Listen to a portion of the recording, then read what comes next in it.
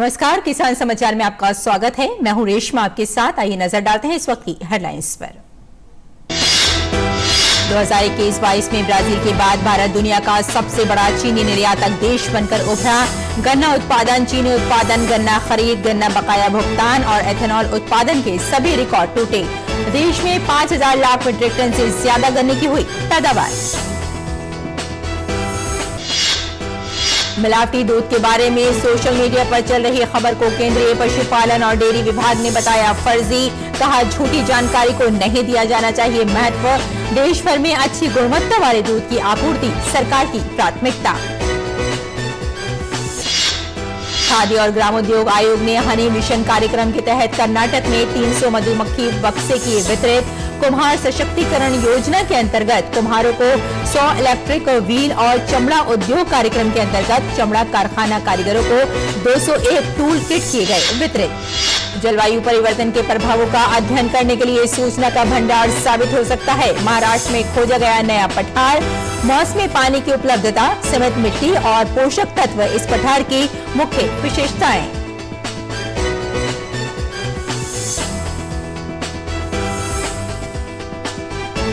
और अब समाचार विस्तार से। वर्ष 2021-22 भारतीय चीनी क्षेत्र के लिए एक ऐतिहासिक सत्र साबित हुआ है। सत्र के दौरान गन्ना उत्पादन, चीनी निर्यात, गन्ना खरीद, गन्ना बकाया भुगतान और एथेनॉल उत्पादन के सभी रिकॉर्ड टूट गए थे। सत्र के दौरान देश में 5,000 लाख मीट्रिक टन LMT से ज्यादा गन्ने की रिकॉर्ड पैदावार हुई, जिसमें लगभग 3,574 LMT गन्ने की चीनी मिलों में पिराई हुई। इसमें 394 लाख MT चीनी सुक्रोज का उत्पादन हुआ, जिसमें 36 लाख चीनी का इस्तेमाल एथेनॉल उत्पादन में किया गया और चीनी मिलों द्वारा 359 LMT चीनी का उत्पादन किया गया। चीनी सत्र अक्टूबर-सितंबर 2021-22 में भारत दुनिया का सबसे बड़ा चीनी उत्पादक और उपभोक्ता के साथ साथ ब्राजील के बाद दुनिया में चीनी का दूसरा सबसे बड़ा निर्यातक बनकर उभरा है। हर चीनी सत्र में 260 से 280 LMT घरेलू उत्पादन की तुलना में लगभग 320 से 360 लाख मीट्रिक टन चीनी का उत्पादन होता है। इसके चलते मिलों के पास बड़ी मात्रा में स्टॉक बच जाता है। देश में चीनी की अधिक उपलब्धता के कारण चीनी की एक्स मिल कीमतें कम रहती हैं। इसके परिणाम स्वरूप चीनी मिलों को नकदी का नुकसान होता है। लगभग 60 से 80 LMT का ये अतिरिक्त स्टॉक भी धनराशि के फंसने का कारण बनता है और चीनी मिलों की पूंजीगत स्थिति प्रभावित होती है, जिसके परिणाम स्वरूप गन्ना मूल्य बकाया बढ़ जाता है। मत्स्य पालन, पशुपालन और डेयरी मंत्रालय के पशुपालन और डेयरी विभाग के संज्ञान में यह आया है कि भारत सरकार को WHO के परामर्श के बारे में एक मीडिया रिपोर्ट में कथित तौर पर कहा गया है कि दूध और दूध उत्पादों में मिलावट को तुरंत नहीं रोका गया तो वर्ष 2025 तक 87% नागरिक कैंसर जैसी गंभीर बीमारी से पीड़ित होंगे। इस प्रकार की झूठी सूचना को फैलाना उपभोक्ता में अनावश्यक डर पैदा कर रहा है। विभाग ने इस संबंध में सूचित किया है कि भारतीय खाद्य सुरक्षा एवं मानक प्राधिकरण के परामर्श से विभाग में इस मामले की पहले ही जांच की जा चुकी है। भारत में WHO के कंट्री कार्यालय ने FSSAI को पुष्टि की कि WHO द्वारा भारत सरकार को ऐसा कोई परामर्श जारी नहीं किया गया है। विभाग ने दोहराया है कि सोशल मीडिया और व्हाट्सएप पर सर्कुलेट की जा रही इस तरह की झूठी जानकारी को किसी भी तरह से महत्व नहीं दिया जाना चाहिए। भारत सरकार के पशुपालन और डेयरी विभाग और FSSAI देश भर में उपभोक्ताओं को सुरक्षित और अच्छी गुणवत्ता वाले दूध की आपूर्ति में मदद करने के लिए हर संभव कदम उठा रहे हैं। इसके अतिरिक्त विभाग द्वारा प्रकाशित बुनियादी पशुपालन सांख्यिकी 2021 के अनुसार 2018-19 के दौरान देश में दैनिक दूध उत्पादन 51.4 करोड़ किलोग्राम प्रतिदिन था, न कि 14 करोड़ लीटर प्रतिदिन जैसा कि उपयुक्त न्यूज रिपोर्ट में बताया गया है। देश में दूध उत्पादन 2014-15 के 146.3 मिलियन टन से बढ़कर 2021-22 में 6.1% की वार्षिक वृद्धि दर के साथ 221.06 मिलियन टन हो गया है। विभाग ने 2019 के दौरान भारत में दूध और दूध उत्पाद की मांग पर एक अध्ययन भी किया था। अध्ययन के अनुसार 2019 में अखिल भारतीय स्तर पर दूध और दूध उत्पादों की कुल खपत 162.4 मिलियन मीट्रिक टन थी। इस प्रकार देश में दूध उत्पादन घरेलू मांग को पूरा करने के लिए पर्याप्त है। बाजार में बेचे जाने वाले दूध और दूध उत्पादों की गुणवत्ता भारतीय खाद्य सुरक्षा और मानक प्राधिकरण द्वारा निर्धारित और लागू मानकों द्वारा शासित होती है। FSSAI द्वारा किए गए पिछले राष्ट्रव्यापी राष्ट्रीय दुग्ध सुरक्षा और गुणवत्ता सर्वेक्षण में लिए गए दूध में 6,432 नमूनों में से केवल 12 नमूने मिलावटी पाए गए थे, जो दूध को मानव उपभोग के लिए असुरक्षित बताते हैं। ये चिंता का विषय है, लेकिन ये इस धारणा से बहुत दूर है कि देश में तरल दूध बड़े पैमाने पर मिलावटी है। आगे बढ़ते हैं। प्रधानमंत्री के आत्मनिर्भर भारत के सपने को साकार करने के लिए खादी और ग्रामोद्योग आयोग के अध्यक्ष मनोज कुमार 18 से 21 जनवरी 2023 तक कर्नाटक के 4 दिन के दौरे पर हैं। इस क्षेत्र में अपनी पहली यात्रा के दौरान उन्होंने पहले दिन KVIC द्वारा लागू हनी मिशन कार्यक्रम के अंतर्गत उपकरण और मधुमक्खी कॉलोनियों सहित 300 मधुमक्खी बक्से वितरित किए और ग्रामोद्योग विकास योजना के अंतर्गत कुम्हार के काम में लगे लोगों के कौशल उन्नयन के लिए इलेक्ट्रिक पॉटर व्हील कार्यक्रम का उद्घाटन किया। मलावल्ली में आयोजित इस कार्यक्रम में 40 प्रशिक्षुओं ने भाग लिया। मनोज कुमार ने इस अवसर पर प्रतिभागियों को संबोधित करते हुए कहा कि KVIC प्रधानमंत्री नरेंद्र मोदी के आत्मनिर्भर भारत के विजन को पूरा करने के प्रयास में अपनी विभिन्न योजनाओं और कार्यक्रमों के माध्यम से युवाओं, विशेषकर गांवों और पर्वतीय सीमावर्ती क्षेत्रों में महिलाओं के लिए रोजगार के अवसर पैदा करने में महत्वपूर्ण भूमिका निभा रहा है। इससे लाखों सूत काटने वाले लोग आत्मसम्मान के साथ चरखे पर कटाई कर रहे हैं। उन्होंने कहा कि KVIC ने पिछले वित्तीय वर्ष के दौरान कर्नाटक में हनी मिशन कार्यक्रम के तहत 80 मधुमक्खी पालकों को 800 मधुमक्खी बक्से, उपकरण तथा मधुमक्खी कॉलोनियों को वितरण किया है। इसके अतिरिक्त KVIC ने कुम्हार सशक्तिकरण योजना के अंतर्गत कुम्हारों को 100 इलेक्ट्रिक व्हील और चमड़ा उद्योग कार्यक्रम के अंतर्गत प्रशिक्षित चमड़ा कारखाना कारीगरों को 201 टूल किट वितरित किए। PMEGP योजना के अंतर्गत 5,864 इकाइयां स्थापित की गई हैं, जिसके माध्यम से 46,912 लोगों को रोजगार के अवसर प्रदान किए गए और लगभग 157.74 करोड़ रुपए की सब्सिडी भी दी गई। झारखंड में आकांक्षी जिला कार्यक्रम के तहत कृषि को भी काफी बढ़ावा मिल रहा है। आकांक्षी जिला रांची के किसानों को 90% अनुदान पर उच्च गुणवत्ता वाले बीज उपलब्ध कराए जा रहे हैं, जिससे उन्हें अच्छी पैदावार हो रही है और उनकी आमदनी भी बढ़ रही है।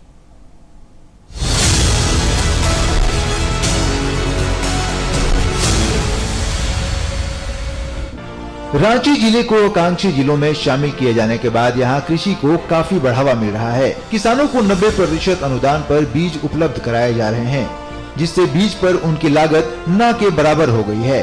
कुम्हरिया गांव के किसानों ने योजना का लाभ उठाकर चना, मटर और सरसों जैसी रबी फसलों की खेती की है, जिससे उन्हें अच्छी पैदावार की उम्मीद है। इसी गांव की महिला किसान गीता देवी बताती हैं कि सरकार द्वारा उपलब्ध कराए गए बीज अच्छी गुणवत्ता वाले हैं, जिससे उनके खेतों में फसल लहलहा रही है। गीता को मटर की पैदावार से अच्छी आमदनी भी हो रही है। हमको ब्लॉकचेन के द्वारा 90% के साथ रबी फसल में उगाने के लिए चना मटर मिला है, जिसमें हम चना लगाए हुए हैं। काफी अच्छा बीज है, काफी अच्छा फसल भी हुआ है। मटर ब्लॉक द्वारा से मिला है अनुदान में 90% छूट में, और अच्छा फसल हुआ मटर का।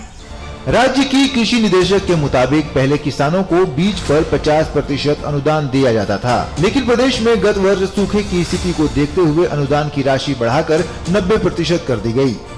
इस वर्ष जैसे बहुत ही गंभीर सूखे से बहुत ही गंभीर सूखा झारखंड राज्य में पड़ा, तो उसके तहत हर साल बीज की जो अनुदान राशि थी वो 50% अनुदान पे सरकार बीज का वितरण करती थी। इस साल सूखे को देखते हुए सरकार ने 90% अनुदान पे बीज का वितरण करने का निर्णय लिया।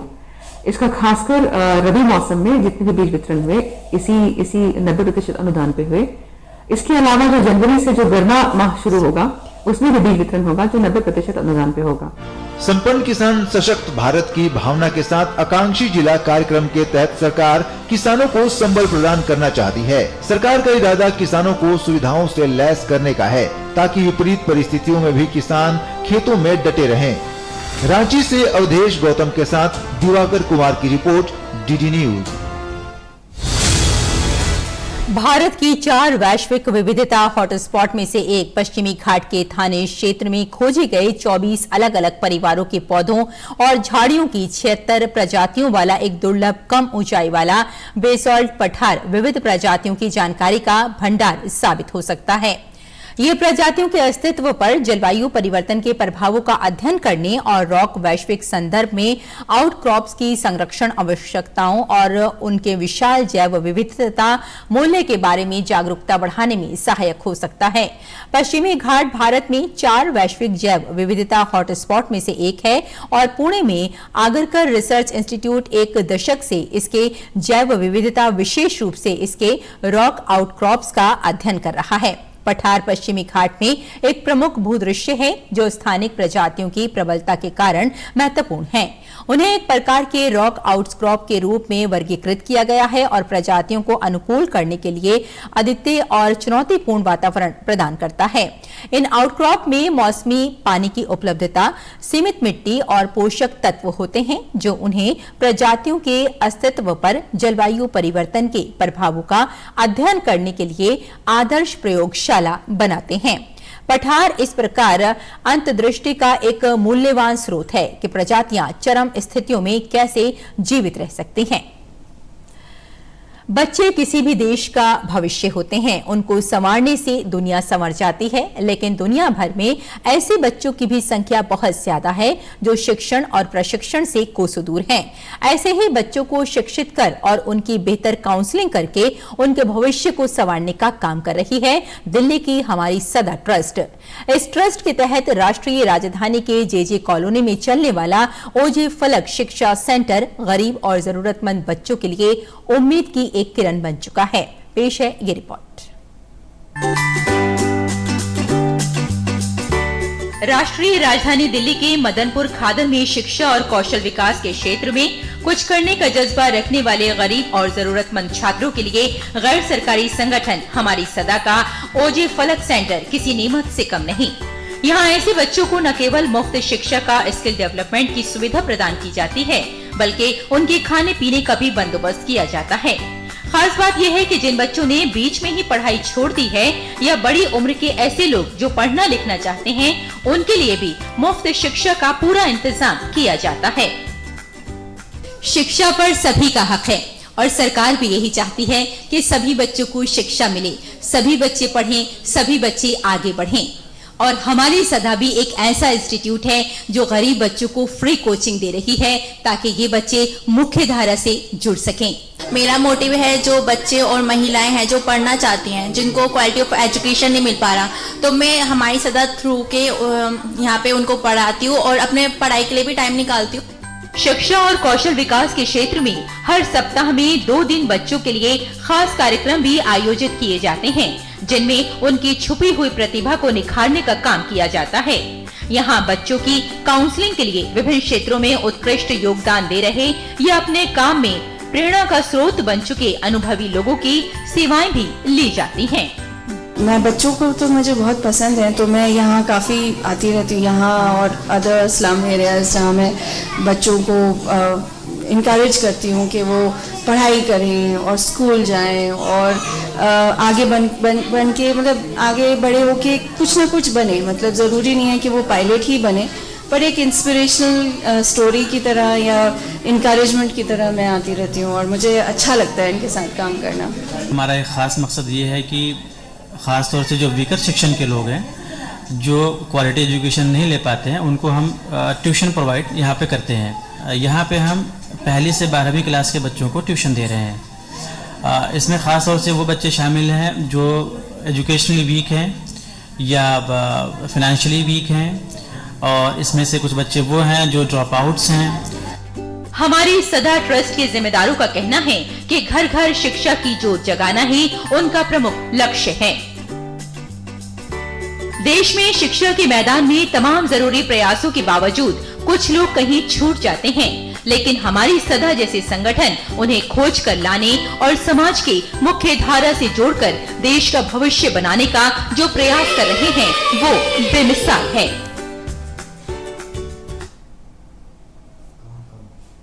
और आइए बात करते हैं मंडी भाव की और जानते हैं कि देश भर की मंडियों में क्या रहा भाव।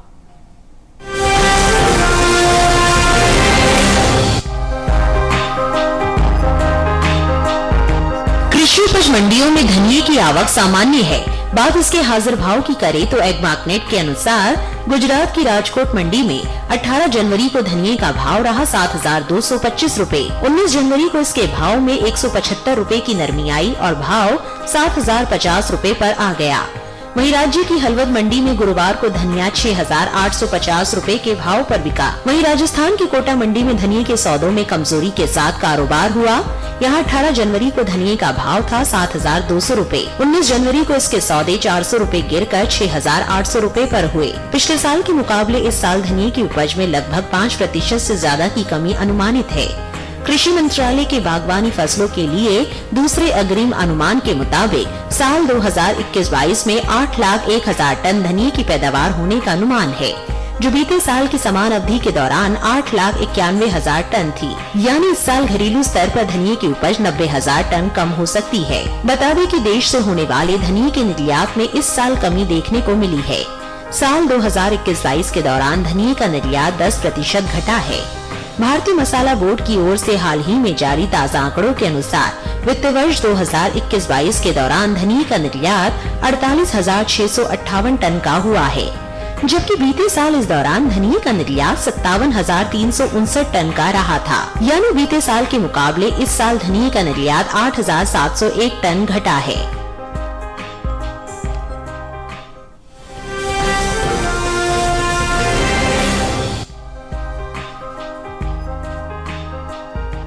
गुरुवार को तिल के सौदों में उठापटक के साथ कारोबार हुआ। बात आवक की करें तो कृषि उपज मंडियों में 19 जनवरी को गुजरात और राजस्थान की मंडियों में तिल की आवक सामान्य रही। एग्मार्कनेट के मुताबिक गुजरात की राजकोट मंडी में 18 जनवरी को काले तिल का भाव रहा 13,575 रूपए। 19 जनवरी को इसके भाव में 25 रूपए की नरमी आई और भाव हो गया 13,550 रूपए। राजकोट मंडी में सफेद तिल के सौदों में बढ़त के साथ कारोबार हुआ। यहाँ 18 जनवरी को सफेद तिल का भाव था 15,250 रूपए। 19 जनवरी को इसके सौदे 25 रूपए मजबूत होकर 15,275 रूपए पर हुए। गुजरात की हलवद मंडी में गुरुवार को तिल के सौदे 13,250 रूपए पर हुए। राजस्थान की कोटा मंडी में 18 जनवरी को तिल का भाव रहा 13,500 रूपए। 19 जनवरी को इसके भाव में 1,000 रूपए की गिरावट आई और भाव हो गया 12,500 रूपए। तिल की बुआई पर नजर डालें तो बीते कुछ समय से पीछे चल रही रबी तिल की बुआई में बहुत मामूली बढ़त देखने को मिली है। कृषि मंत्रालय की ओर से जारी ताज़ा आंकड़ों के अनुसार रबी तिल का क्षेत्रफल बीते साल के मुकाबले 1,000 हेक्टेयर आगे चल रहा है।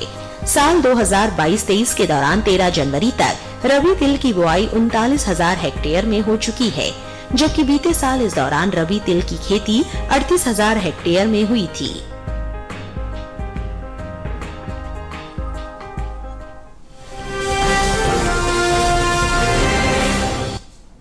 और अब बात मौसमी खेती की। आइए जानते हैं कि किसान इस मौसम में कैसे रखें अपनी खेती का ख्याल।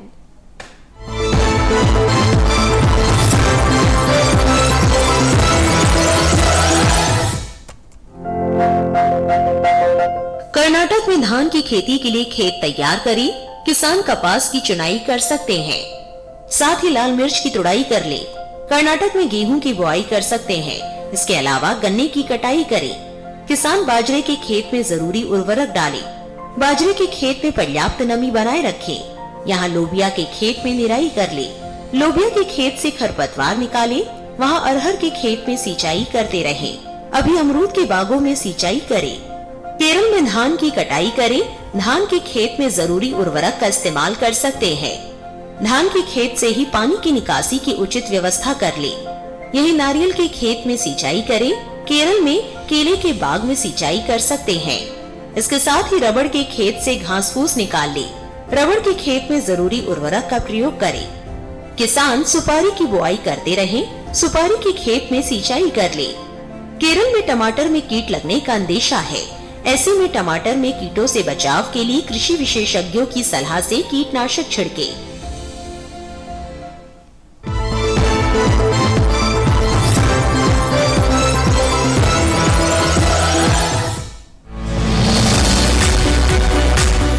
इस समय पालक की बुआई की जा सकती है। पालक को मैदानी और पहाड़ी दोनों क्षेत्रों में बोया जा सकता है। मैदानी इलाकों में सर्दी के मौसम में ये ज्यादा बोई जाती है। वैसे तो इसे किसी भी प्रकार की मिट्टी में बोया जा सकता है, फिर भी दोमट मिट्टी इसके लिए सर्वोत्तम मानी जाती है। अलग अलग राज्यों के लिए अलग अलग किस्में हैं। किसान वैज्ञानिकों से सलाह लेकर बीज का चुनाव कर सकते हैं।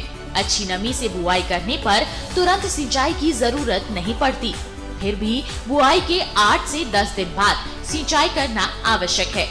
इसके बाद 10 से 15 दिन के अंतराल पर सिंचाई करते रहें। पत्तियों की हर कटाई के बाद सिंचाई करना ना भूलें। खरपतवार नियंत्रण के लिए बोने के 15 से 20 दिन बाद पहली निराई गुड़ाई कर दें। पालक के लिए 2 से 3 बार निराई गुड़ाई करनी चाहिए। पत्तेदार सब्जियों में आमतौर पर बीमारी नहीं लगती, फिर भी अगर बीमारी लग जाए तो कटाई के बाद दवा छिड़कें ताकि पत्तियों पर दवाई का असर ना हो। वैसे पालक में सर्कोस्पोरा लीफ स्पॉट और डंपिंग ऑफ जैसी बीमारियों की आशंका रहती है। लीफ माइनर, चैंपा, माहू और इल्ली जैसे कीट पालक की पत्तियों को नुकसान पहुंचा सकते हैं। बचाव के लिए विशेषज्ञों की सलाह पर उचित दवाएं छिड़कें। ध्यान रखें कि फसल में किसी भी प्रकार की दवा का छिड़काव करने से पहले कृषि विशेषज्ञों से सलाह जरूर लें। पालक की 1 हेक्टेयर में 80 से 100 क्विंटल तक पैदावार होती है। इसे कई बार काटा जा सकता है।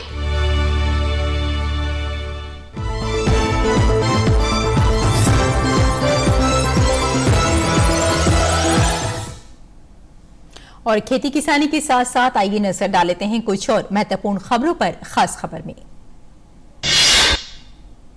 प्रयागराज के माघ मेले में निगरानी को बढ़ने के लिए पुलिस शरीर पर पहने जाने वाले कैमरे का इस्तेमाल कर रही है। माघ मेले में चप्पे चप्पे पर नजर रखने के लिए 200 से अधिक कैमरे पहले ही लगाए जा चुके हैं। देश में कोविड टीकाकरण का आंकड़ा भी तेजी से बढ़ रहा है। कोविड महामारी के खिलाफ सबसे प्रभावी हथियार के रूप में शुरू किए गए टीकाकरण अभियान के तहत देश में अब तक 220.22 करोड़ से अधिक टीकों की खुराक दी जा चुकी है। बिहार के हाजीपुर में सदर थाना क्षेत्र के सेंदुआरी में 2 महिला सिपाहियों ने अपनी जान पर खेलकर बिहार ग्रामीण बैंक को लूटने से बचा लिया। अपने अदम्य साहस का परिचय देते हुए दोनों महिला सिपाही जूही और शांति ने हथियार के साथ बैंक लूटने पहुंचे अपराधियों को भागने पर मजबूर कर दिया। विश्वविख्यात केदारनाथ धाम में एक बार फिर से बर्फबारी का दौर शुरू हो गया है। बर्फबारी के बाद केदारनाथ धाम का नजारा देखते ही बन रहा है। केदारपुरी इन दिनों सफेद चादर ओढ़े हुए हैं। जोशीमठ में रात भर हुई बारिश के बाद अब बर्फबारी शुरू हो गई है। पहले ही भूधसाव से जूझ रहे जोशीमठ के लोगों की आफत और बढ़ सकती है। बारिश और बर्फबारी से जोशीमठ के भूधसाव वाले इलाकों में हालात और ज्यादा बिगड़ सकते हैं। भारतीय नौसेना 23 जनवरी को कलवारी श्रेणी की 5वीं पनडुब्बी वागीर अपने बेड़े में शामिल करने वाली है। भारत में इन पनडुब्बियों का निर्माण मुंबई के Mazagon Dock Shipbuilders Limited ने फ्रांस की कंपनी नेवल ग्रुप के सहयोग से किया है। सुप्रीम कोर्ट ने प्रति परिवार एक कार की नीति को लागू करने की मांग वाली याचिका पर सुनवाई से इनकार कर दिया है। मुख्य न्यायाधीश DY चंद्रचूड़ ने कहा कि यह नीतिगत मामला है।